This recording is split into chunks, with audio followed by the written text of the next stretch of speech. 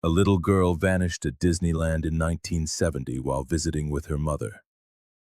One moment, she was having her picture taken with a costumed character. The next, she was gone, swallowed by the crowd, never to be seen again. Despite years of desperate searching, every lead went cold and the case became just another unsolved mystery. But 20 years later, after severe floods ravaged Southern California, a farmer checking his land near the theme park discovers something shocking. Partially buried in a dry sewer channel, evidence that would finally reveal the disturbing truth about what really happened to the missing girl. The morning sun barely penetrated the thin curtains of Marilyn Hallberg's modest apartment in Buena Park, California.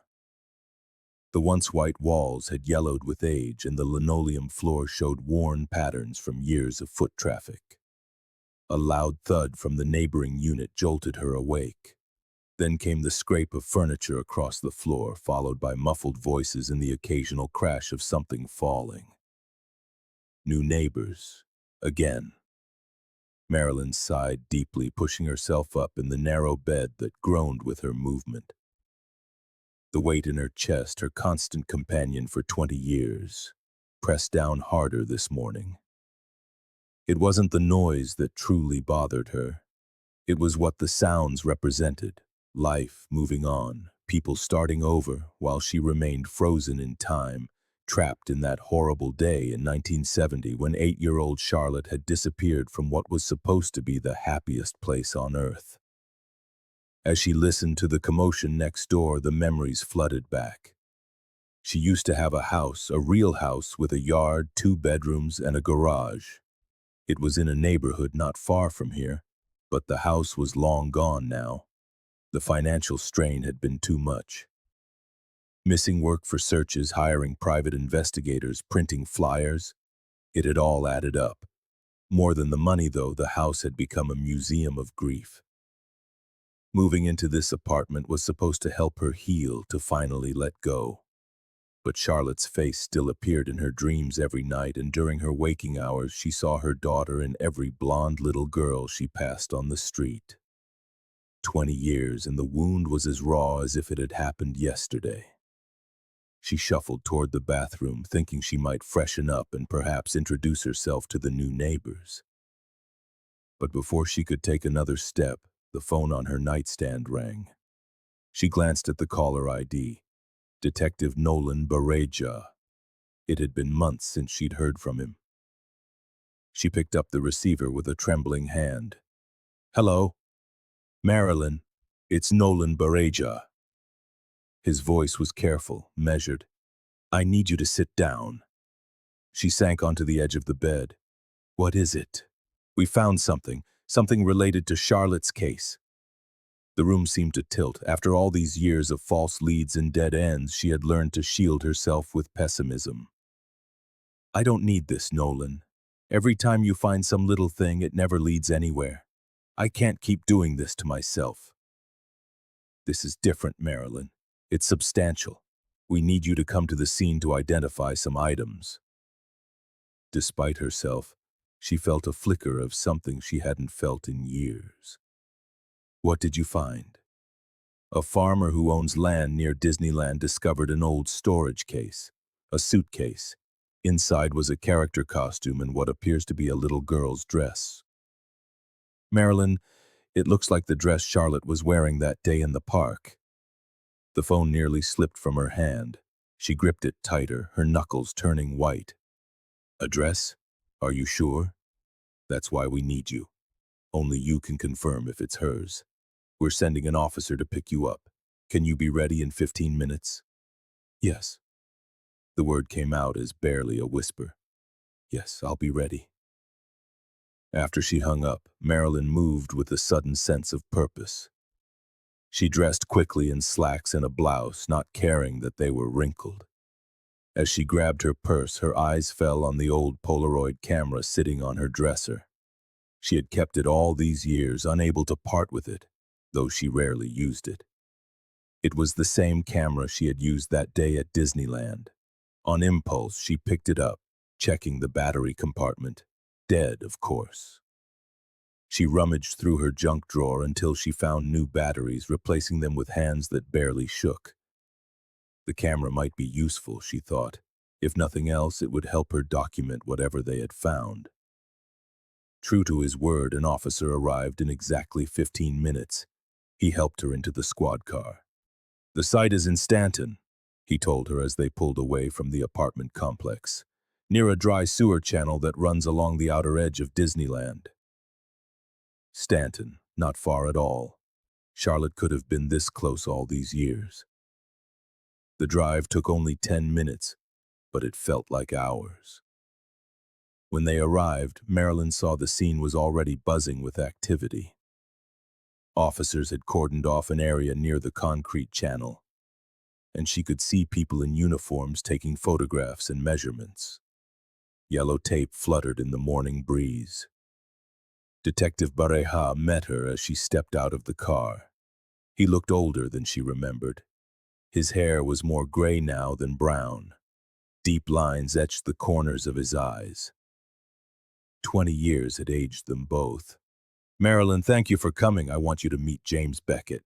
He's the one who found the suitcase." A weathered man in his 60s stepped forward, cap in hand. His face was deeply tanned from years of working outdoors, and his hands were rough and calloused.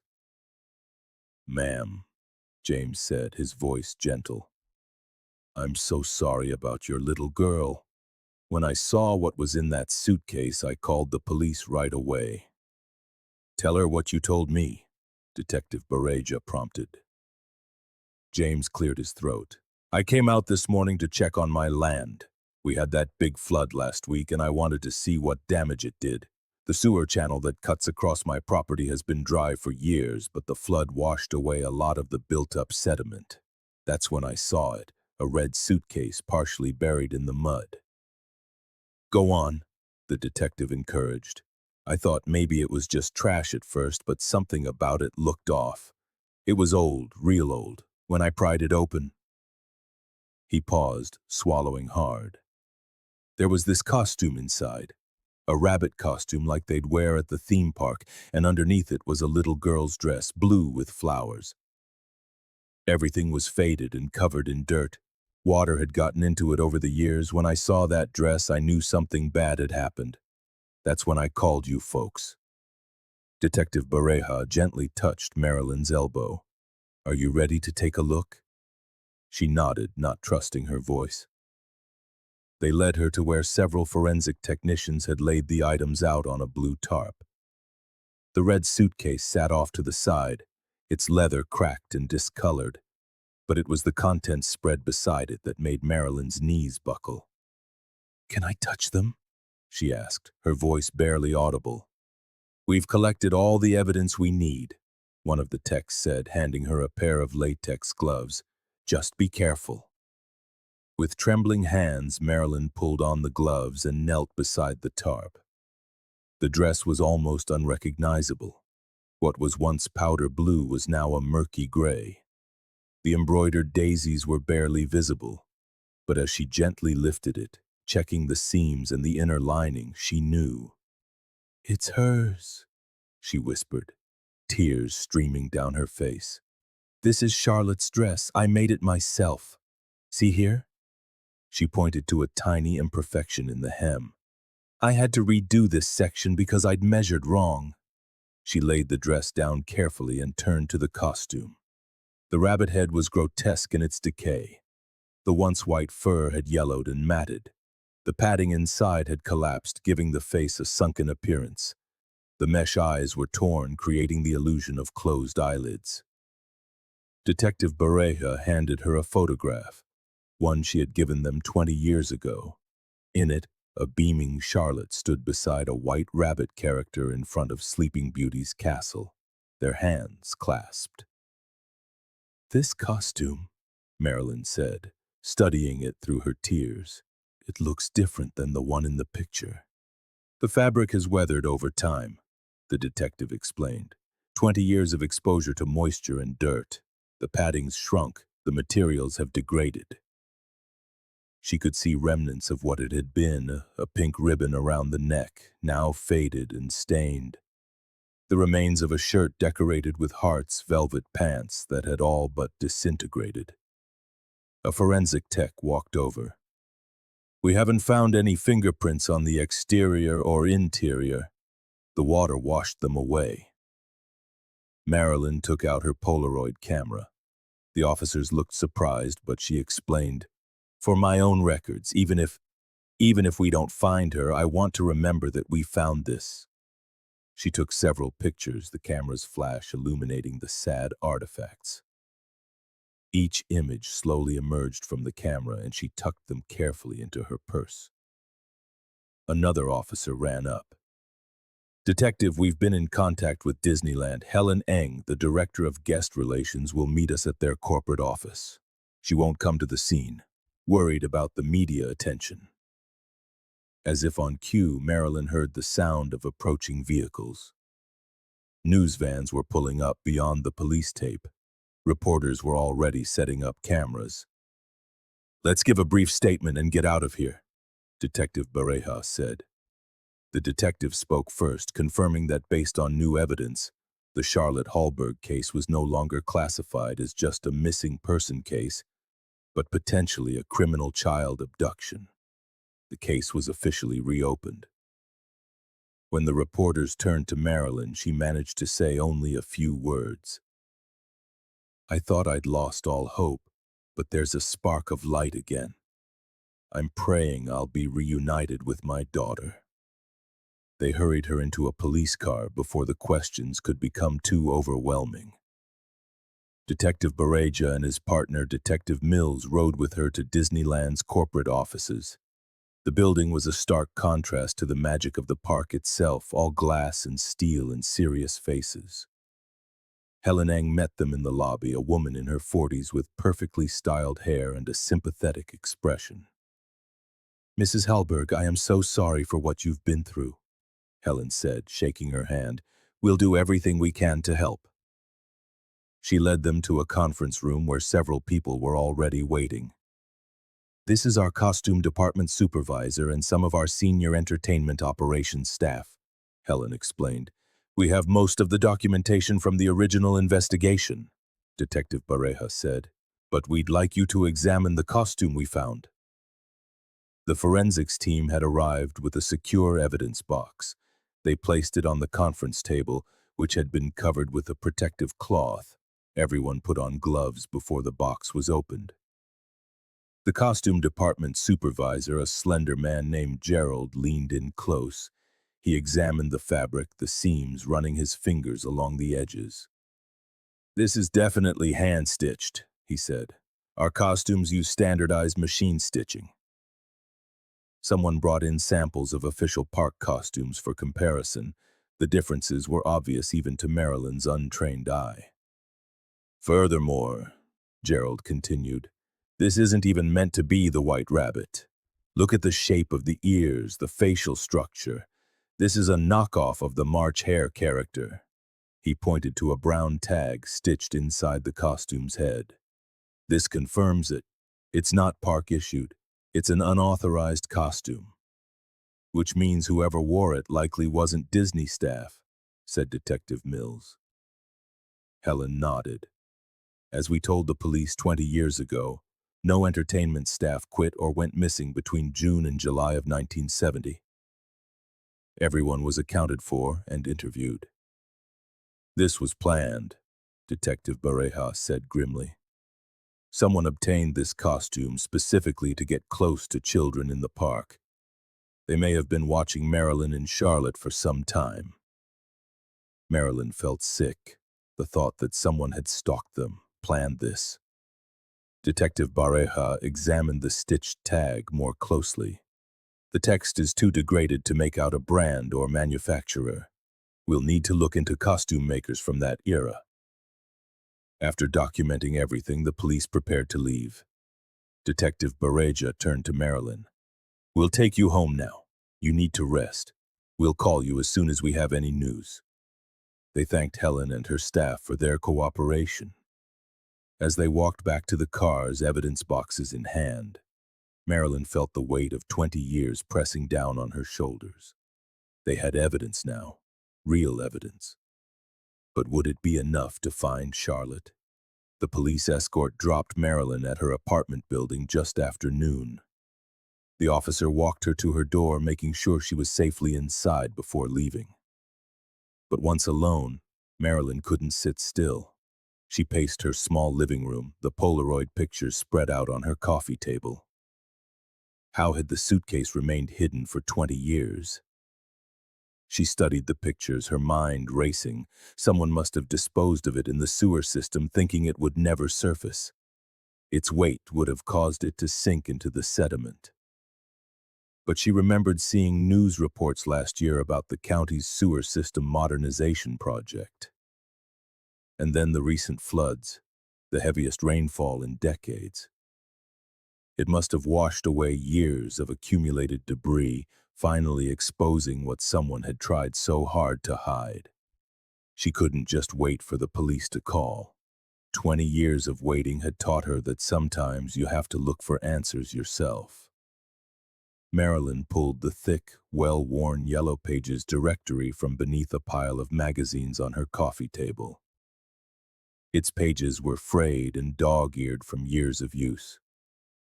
She flipped to the business section, her finger tracing down the listings: costume shops, party supplies, magic stores, and theatrical suppliers. Several businesses were listed in the county, and she jotted notes in her notebook, organizing them by distance. The closest one caught her eye: Craster's Costume Creations in Santa Ana. The address seemed familiar. She'd driven past that area countless times, just a 15-minute drive away. Without hesitation, she grabbed her keys and headed to her car. Her old Honda Civic started on the second try, and she navigated the familiar streets of Santa Ana. The shop was tucked in a run-down strip mall, sandwiched between a defunct video rental store and a check-cashing place. A faded closed sign hung in the window, but she could see movement inside. The blue glow of a television flickered through the dusty glass. She rang the bell, its echo resonating within. After a moment, shuffling footsteps approached. The door creaked open slightly, and an elderly man peered out. "We're closed," he said, starting to shut it. "Haven't been open for years." But then he paused, studying her more closely. His eyes widened with recognition. "Wait a minute. You're that woman from the news, the mother. What brings you here? How can I help?" "I'm Marilyn Hallberg," she replied. "I'm sorry to bother you, but I saw your shop in the directory and thought maybe—" Come in," he said, opening the door wider. "I'm Elias Craster. Please enter." He locked the door behind them and led her through the dimly lit store. Dust motes danced in the faint rays of sunlight filtering through the grimy windows. Mannequins stood like silent sentinels, draped in costumes from bygone eras. "Have a seat." Elias gestured to an old leather sofa that had seen better days. "This place has been shut for 5 years. I'm getting too old, and my son, well, he never wanted the business. I couldn't bear to throw it all away, so now I live here, among these old things."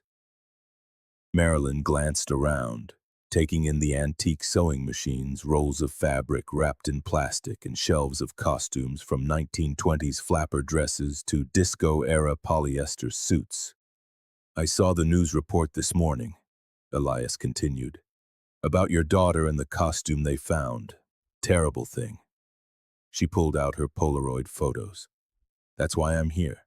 I'm looking for any information on this costume. I thought someone in your line of work might recognize it." She showed him the pictures, including a close-up of the brown label inside the costume's head.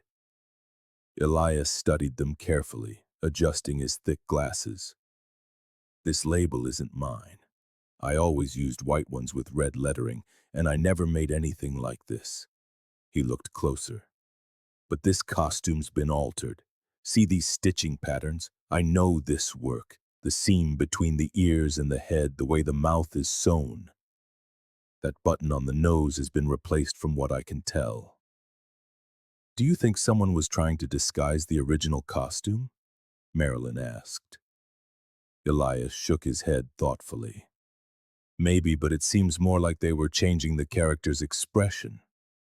Look at these wrinkles and folds over the brow, the cheek line, the chin. In the news photo, the rabbit looked happy, friendly. But these changes, they make it seem sad or even scary, perhaps to frighten someone. That's just my guess. A chill ran through Marilyn. Had the kidnapper altered the costume to terrify Charlotte, to punish her somehow? Her mind spiraled with dark possibilities, but she forced herself to focus.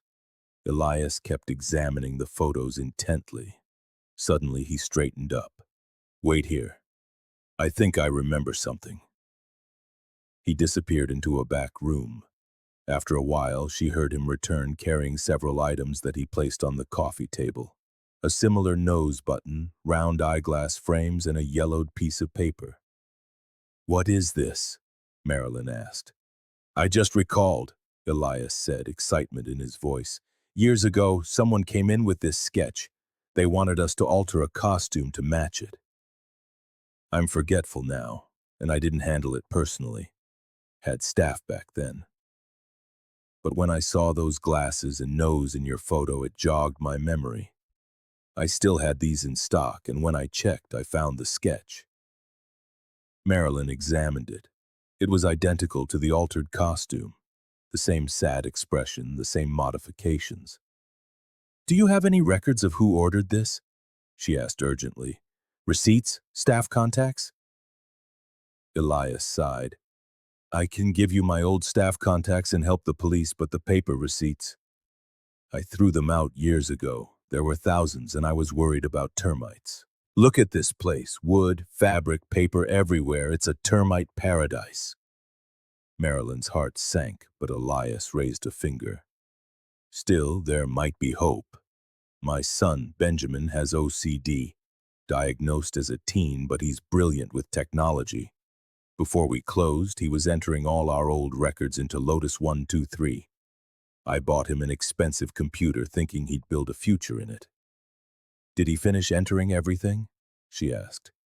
Honestly, I don't know. It was a lot. But if there's any chance of finding that order, Benjamin's your best bet. He works the morning shift at Freshfields Grocery here in Santa Ana. Elias wrote down the address. Take this sketch. It might help him find the record faster. Thank you so much, Marilyn said gratefully. I'll let the police know about this. Would you be willing to share those staff contacts with them? Of course, Elias replied warmly. Anything to help find your daughter. Marilyn got back into her car, her hands still trembling with excitement from the discovery. She placed the sketch carefully on the passenger seat and started the engine. Freshfields Grocery was a mid-sized store, larger than a corner market, but not a full supermarket. The parking lot was half full with afternoon shoppers. She parked and entered through the automatic doors, greeted by the familiar scent of fresh produce and baked goods. Several employees in green aprons bustled about. She approached an empty checkout lane where a middle-aged woman was organizing shopping bags. Excuse me, Marilyn said. I'm looking for Benjamin Craster. Does he work here? Oh, Ben. Yes, he's doing inventory today, probably in the aisles or the back storage room. Thank you. Marilyn wandered through the store, scanning each aisle. She found him in the canned goods section, methodically organizing soup cans with precise spacing. He was a slender man in his 30s, wearing a neatly pressed shirt under his green apron. His name tag read Benjamin K. Benjamin Craster? She asked. He looked up, blinking behind wire-framed glasses. Yes, can I help you? Hello, I'm Marilyn Hallberg. I just came from your father's shop. His expression shifted to concern. Is my father in trouble? Is he okay? No, he's fine, she assured him. In fact, he's been helping me. I was just there and he said you might be able to as well. Benjamin adjusted a can that was slightly out of line, then gave her his attention. She noticed he didn't seem to recognize her. meaning he probably hadn't seen the morning news. "You see," she began, choosing her words carefully, "I'm looking for information on a costume alteration that might have been done at your father's shop years ago. He mentioned you digitized all the old receipts."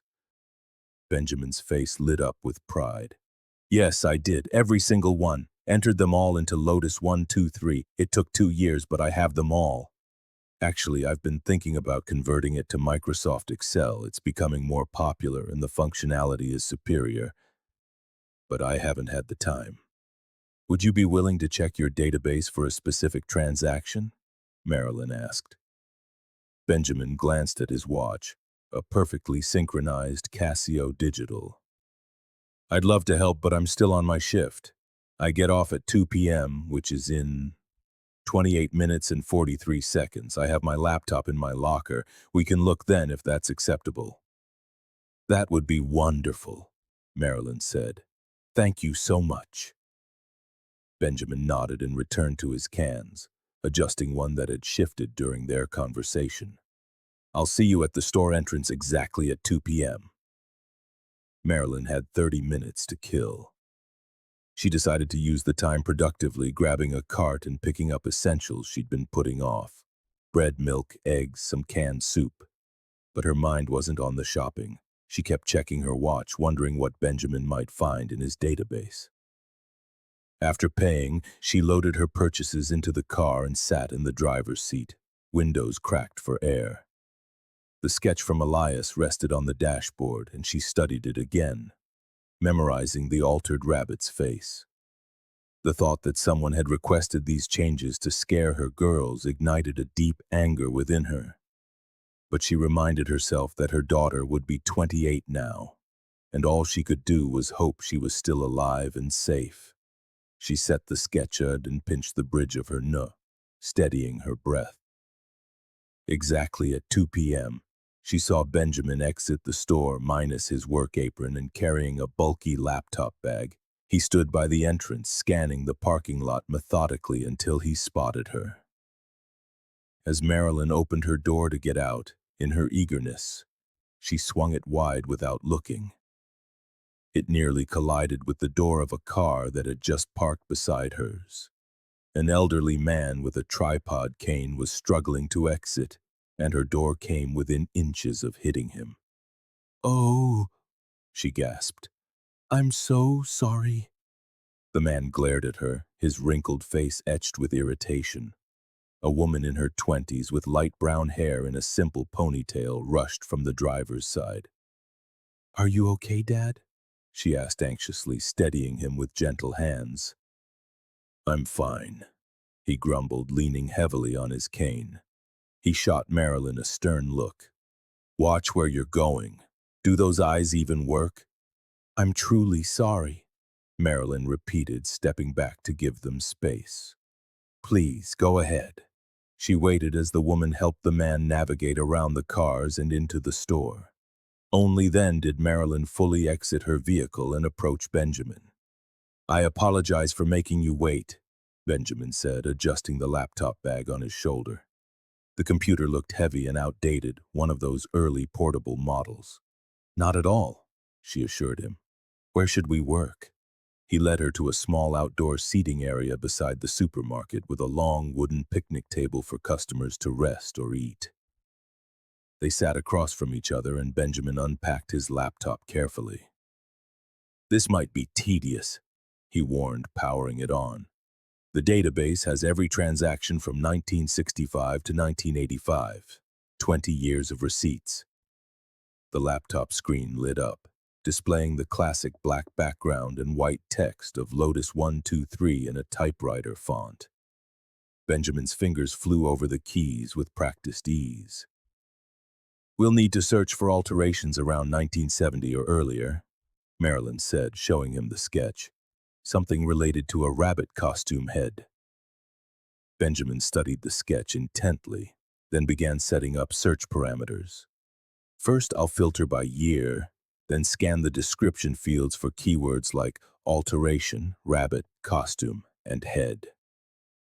They leaned over the screen together, methodically reviewing hundreds of entries. Time seemed to slow as they checked each possible match. Benjamin highlighted lines, expanded details, verified descriptions, and moved on. 45 minutes passed, then an hour. Marilyn's eyes began to burn from staring at the screen when Benjamin suddenly straightened. "Here it is," he said, his voice tense with excitement. The entry was dated May 15th, 1970. In the description field, alteration of costume, replacement of nose button, addition of glasses, facial stitching work, rabbit head, measurements 24-inch circumference, 18-inch height. "That's it," Marilyn breathed. "Who ordered it?" Benjamin scrolled to the client field. There, in white letters on the black screen, was a name: Raoul Dreyfus. Payment method: cash. "Raoul Dreyfus," Marilyn repeated, committing it to memory. "Benjamin, you've done it. This is exactly what we needed. The police have to know about this immediately." Benjamin beamed with pride. "I'm just glad my condition can finally help someone. People usually just find my obsessive record-keeping annoying." Marilyn was reaching for her phone when a loud bang echoed from the parking lot. Then another, the jarring sound of metal on metal. "What is that?" Benjamin asked, looking up from his laptop. "I really don't like that sound." Marilyn stood and walked quickly toward the front of the store. The sounds were coming from where she had parked. As she rounded the aisle, she stopped, stunned. The old man with the cane was repeatedly smashing his car door into hers, opening and slamming it with deliberate force. Between slams, he was striking her tire with his tripod cane. "Dad, stop!" the woman with him pleaded, trying to pull him away. "Please, just get in the car." "Hey!" Marilyn shouted, running toward them. "What are you doing? Stop it!" The woman managed to push her father into the passenger seat and shut the door. She turned to Marilyn, her face flushed with shame and something else. "Fear?" "I'm so sorry," the woman said, her hands trembling as she fumbled with her wallet. He's not well. Please, let me pay for the damage." The woman shuffled through her bills, taking an unusually long time to select one. Finally, she pulled out a $20 bill and held it out to Marilyn. "No, that's not necessary," Marilyn said, noticing how the woman had hesitated, as if $20 was more than she could spare. "Really, it's fine." But the woman grabbed Marilyn's hand and pressed the bill into it. "Please," she said. And Marilyn could see the glint of tears in her eyes. Without another word, the woman hurried to the driver's seat. As the car reversed, Marilyn caught a glimpse of the woman wiping her eyes with the back of her hand. Something about the gesture, about the way she moved. The cashier from earlier had come outside, drawn by the commotion. "Are you all right, ma'am?" she asked Marilyn. "I'm so sorry about your car. Mr. Dreyfus doesn't usually seem so upset. He's always been quiet, keeps to himself. He's one of our regulars." Marilyn felt the world tilt. "What did you say his name was?" "Mr. Dreyfus," the cashier repeated. "Raoul Dreyfus. He's a nice man, really, just must be having a bad day." Marilyn couldn't breathe. She looked down at the $20 bill in her hand, and her heart nearly stopped. Scrawled on the back in shaky handwriting was a single word: "Help." The woman in the car, light brown hair, late 20s, the right age. Could it be? "Charlotte?" she whispered. She looked up, but the car was already gone, swallowed by the traffic. Benjamin had joined them, laptop bag in hand. "I work in the back," he said, shaking his head. "I've never known any of the customers' names." With trembling fingers, Marilyn dialed Detective Bareja's number. The moment he answered, her words tumbled out in a frantic rush. He had to interrupt, urging her to slow down. Then he asked firmly what she had done. She explained how she'd driven to Santa Ana, visited the tailor, and stopped at the grocery store. I I found him," Raoul Dreyfus was right here at the Freshfields grocery store, and Nolan, I think my daughter, was with him. She wrote help on a bill. You need to get here. Now. Within 15 minutes, police vehicles converged on Freshfields grocery. Detective Bareja arrived with his partner, Detective Mills, and another patrol officer, making a total of 3 officers. They quickly took control of the scene, interviewing Benjamin and the cashier who had witnessed the incident. We don't keep customer addresses, the cashier explained apologetically. But I can print out what Mr. Dreyfus bought today. She hurried to her register and reprinted the receipt. Marilyn studied it over Detective Bareja's shoulder. 2 gallons of gasoline, oatmeal, various grains, canned goods, fruit. Nothing that seemed unusual for a grocery run. What can you tell us about this man? Detective Mills asked the cashier. He lives up in the mountains somewhere, she said. That's all I really know. He and his daughter are very private. They come in once a month or so for supplies. Always pay cash, never cause any trouble. Well, until today. Detective Bareja turned to Marilyn. Did you get a good look at their car? Make, model, license plate? No, I'm sorry, she said. I didn't think to. But Benjamin spoke up. It was a 1984 Ford Crown Victoria, beige, 4-door, didn't catch the license plate. I was a bit distracted by the racket he was making with the car doors. The detective immediately raised his radio. Dispatch, this is Detective Bareja. I need you to contact the DMV. We're looking for a Raoul Dreyfus who owns a 1984 beige Ford Crown Victoria. We need a registered address ASAP. While they waited, Benjamin showed the officers the database entry he had found. Detective Mills took detailed notes as Detective Bareja coordinated with dispatch. After several tense minutes, the radio crackled to life. Detective, DMV search shows a Raoul Dreyfus owns a 1984 beige Crown Victoria. Registered address is 4786 Mountain View Road, Modjeska Canyon. That's our lead, Detective Bareja said. Let's move. Marilyn ran to her car. Benjamin hesitated by her window. Can I come? He asked. I feel invested in this now. I want to help. Get in, Marilyn said without hesitation. They formed a convoy, following the police cruisers as they headed for the hills. The road climbed steadily, leaving the suburban sprawl behind. The houses grew scarcer, the oak trees closing in on the road. The address led them to a weathered house set back from the road. The place looked derelict.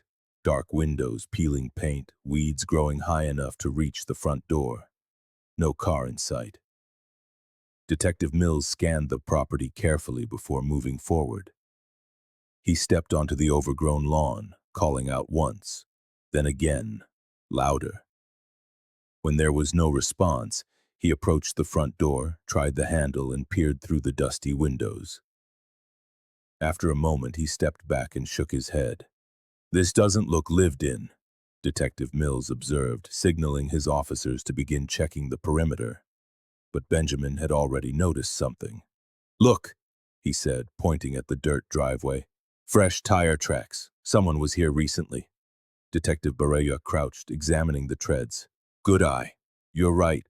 These are maybe 2 days old, 3 at the most, but look at this place. The weeds, the decay. No one's lived here regularly for years. Dreyfus must have just come by to grab something or hide something. He stood and returned to his radio. Dispatch, we need backup at 4786 Mountain View Road. Also start the paperwork for a search warrant. Suspect not on the premises but was here recently. These tracks lead out, Detective Mills noted, following them with his gaze. He continued up the mountain. Then that's where we're going, Detective Bareja decided. Everyone back to your vehicles. Follow the tracks but stay behind us. Drive carefully. These mountain roads can be treacherous.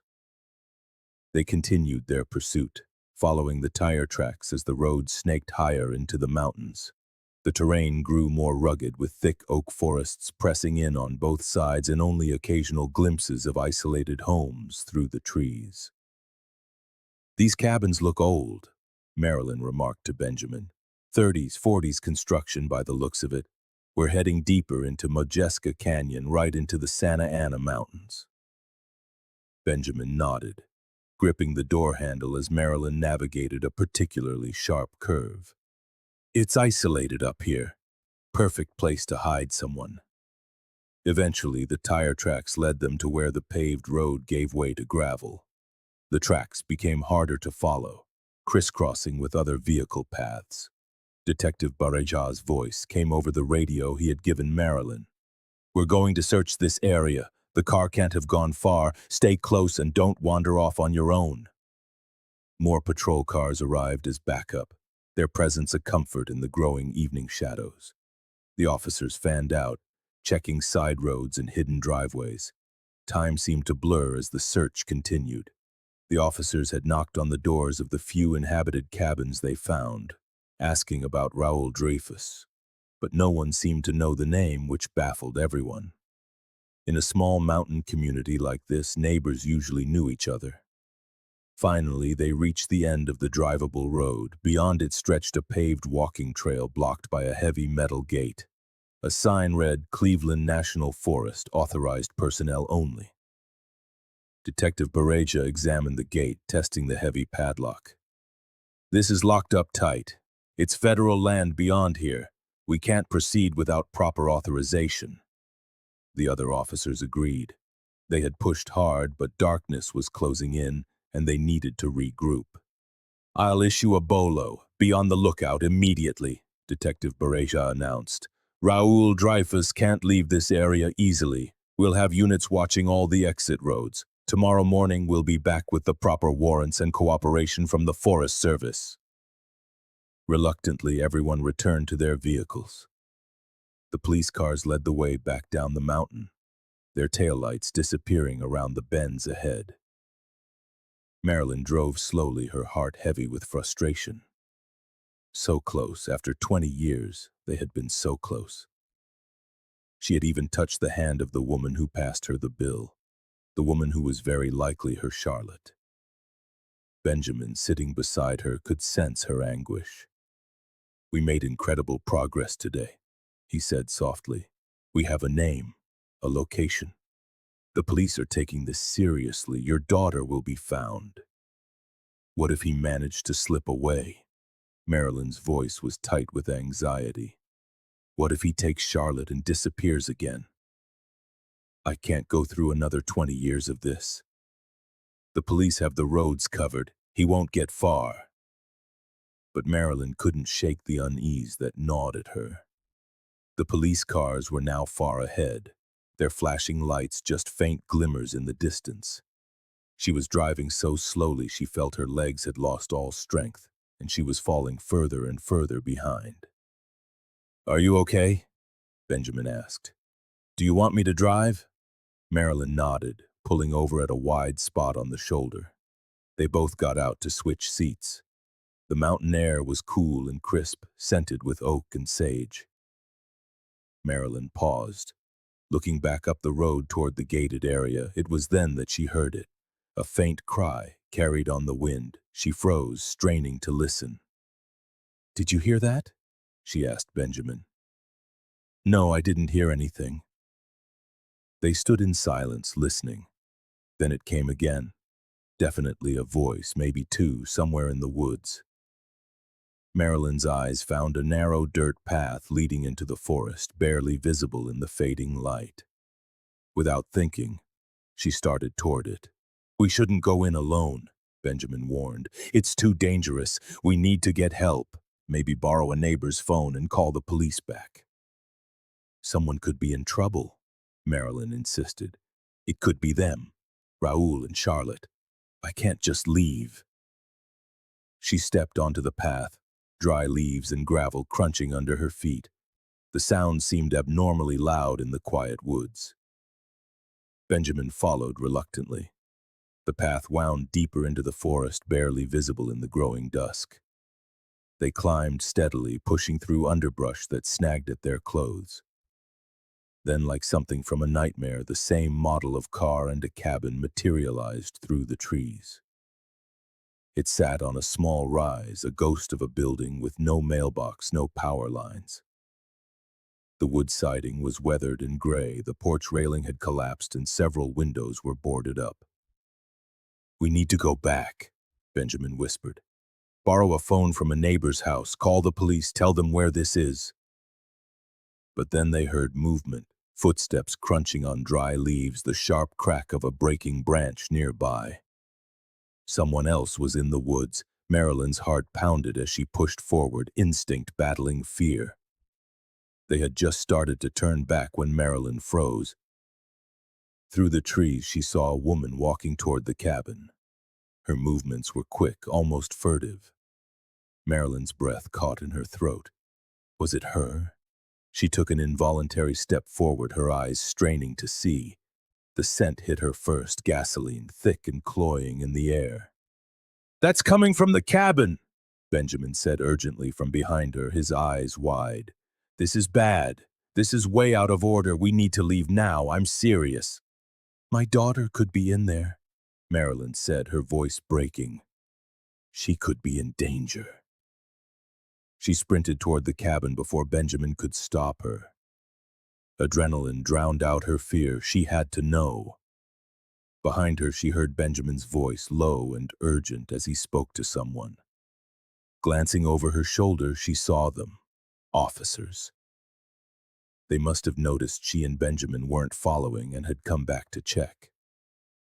One of them was already on his radio, signaling for backup.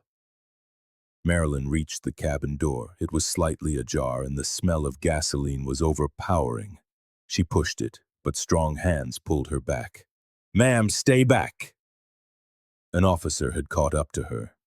More police were fanning out into the woods, their flashlights cutting through the evening gloom.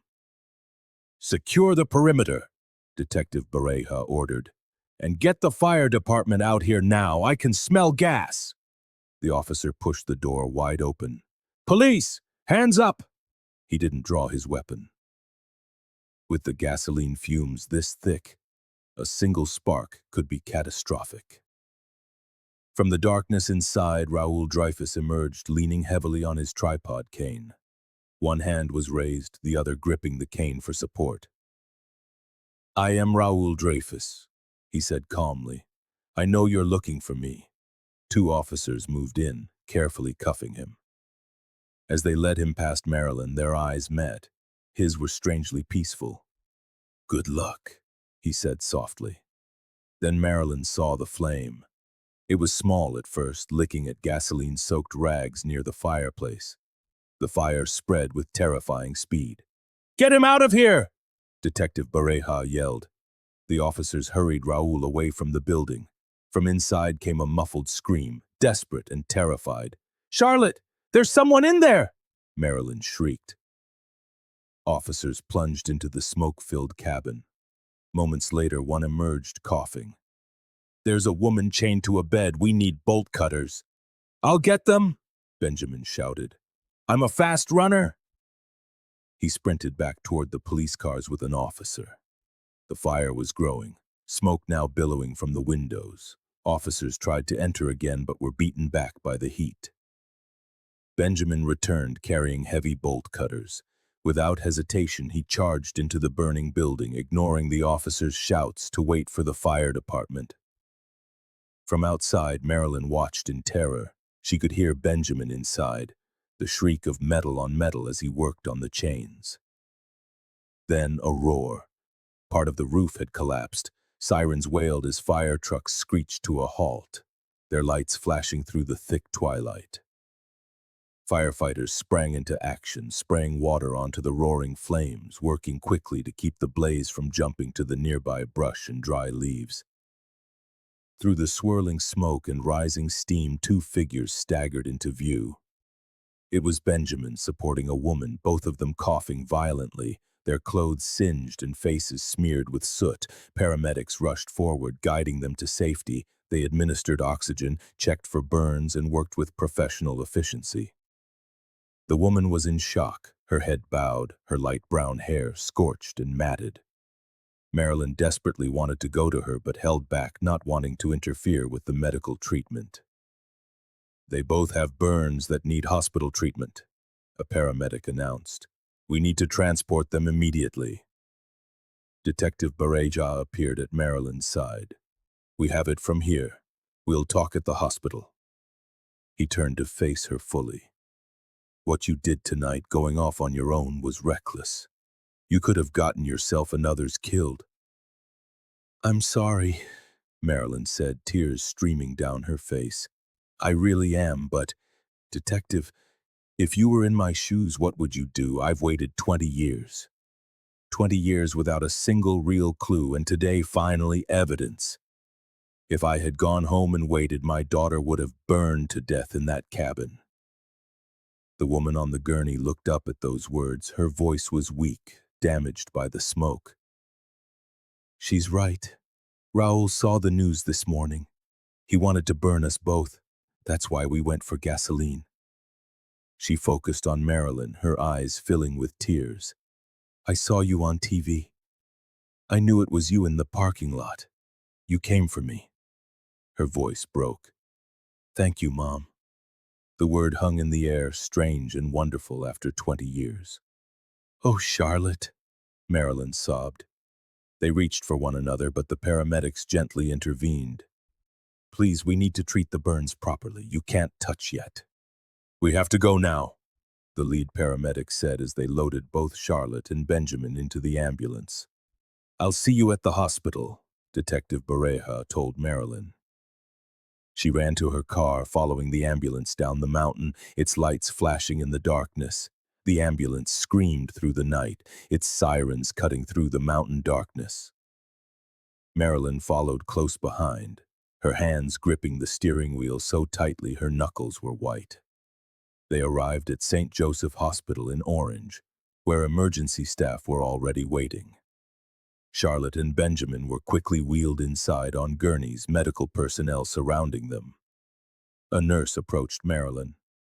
"Ma'am, you'll have to wait in the sitting area while we treat them." "No," Marilyn said firmly. "I've waited 20 years. I'm not leaving her side." The nurse saw something in her eyes and nodded. "You can wait just outside the emergency curtains, but please let us work." Marilyn paced the hallway, unable to stand still.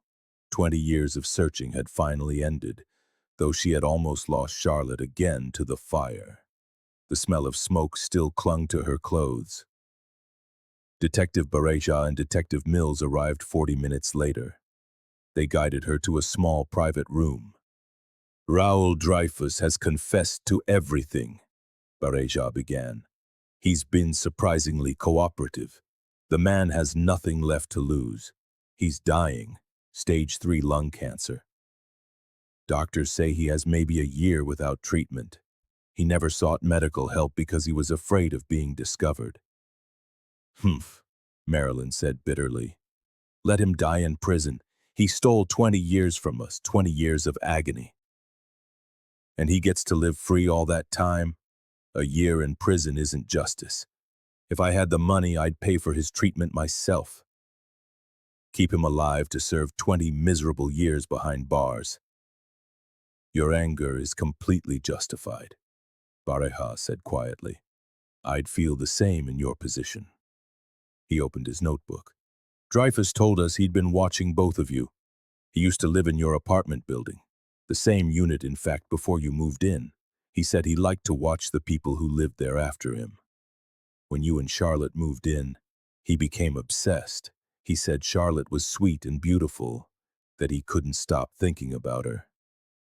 Marilyn felt sick. "He stalked us?" "Yes. He learned your patterns. You visited Disneyland the first weekend of every month." "After my paycheck," Marilyn confirmed. "It was our special tradition. He spent months preparing, got the costume from a storage facility auction, practiced wearing it, learned the park layout. That day, Charlotte, she took pictures with him. With my Polaroid," Marilyn said. "She wanted to give him a copy, but I said no. Why would I give our picture to a stranger? That upset him.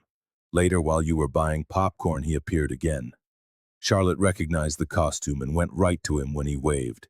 He promised her a special tour, a secret wonderland world other kids didn't know about. He led her out through an employee service exit.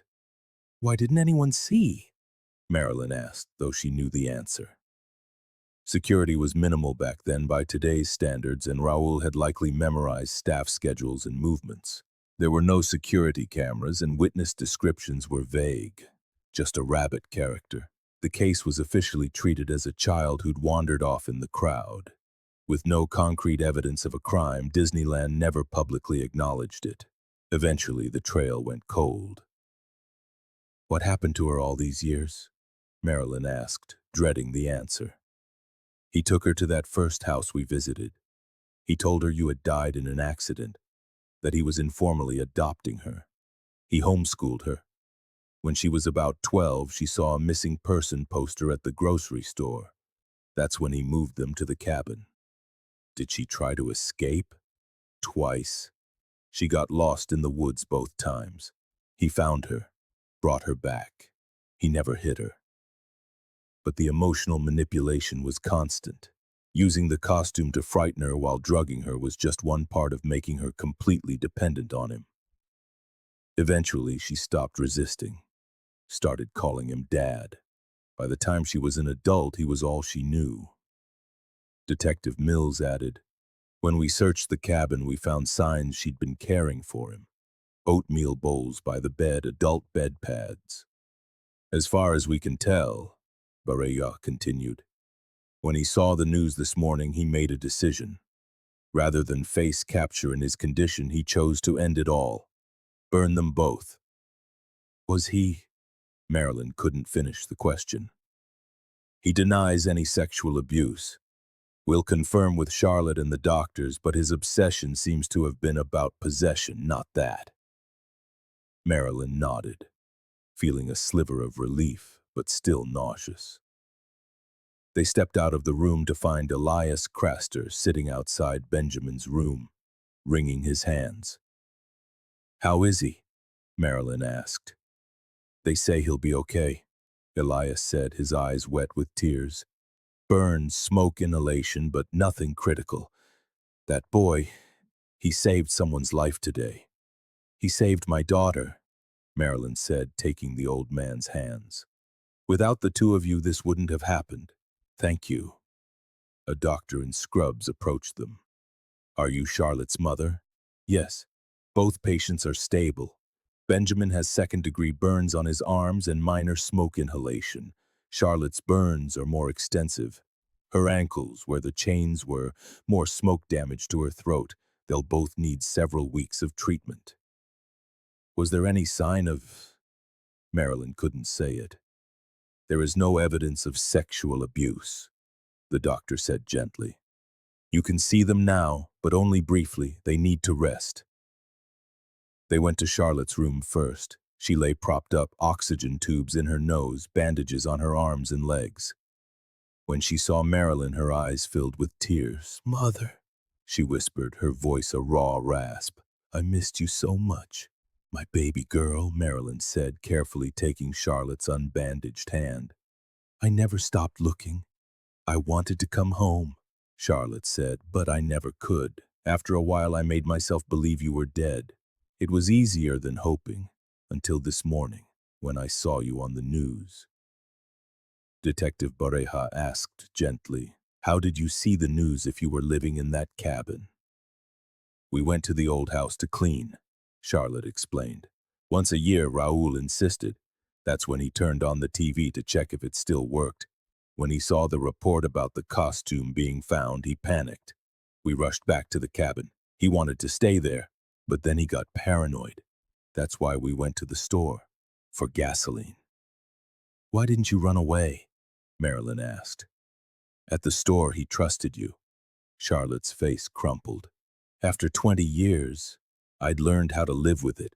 I felt sorry for him. He was old, sick. I thought when he died I could start over. I'm so sorry, Mom." "There is nothing to be sorry for. Marilyn said firmly. What you went through, it's called Stockholm Syndrome. You can become attached to people who hurt you. I experienced some of that myself with your late father. They moved to Benjamin's room where he was sitting up in a wheelchair, bandages covering his arms. His father held his hand.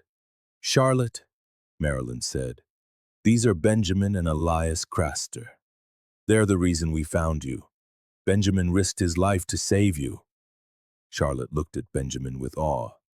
Thank you, she whispered. I'm just glad you're safe, Benjamin said, nervously adjusting his glasses. A nurse appeared. A picture, she said, seeing Marilyn's Polaroid camera. Then, everyone needs to rest. They arranged themselves. Charlotte in her bed, Marilyn beside her. Benjamin in his wheelchair with Elias behind him. The nurse took the camera and snapped the photo. As the image slowly developed, Marilyn thought about the strange chain of events. A flood that exposed a hidden suitcase, an old tailor recognizing altered seams, a young man with OCD whose meticulous record-keeping provided the crucial name. Each person had played an essential part. Sometimes, she said softly, we never know how our actions might help someone. Elias, you kept that sketch. Benjamin, you preserved those records. Without you two, Charlotte would still be lost. The Polaroid finished developing, showing 4 faces, 2 reunited after decades, 2 who had made that reunion possible. It wasn't a perfect picture. They were bandaged, exhausted, in a sterile hospital room, but to Marilyn it was the most beautiful photograph she had ever taken.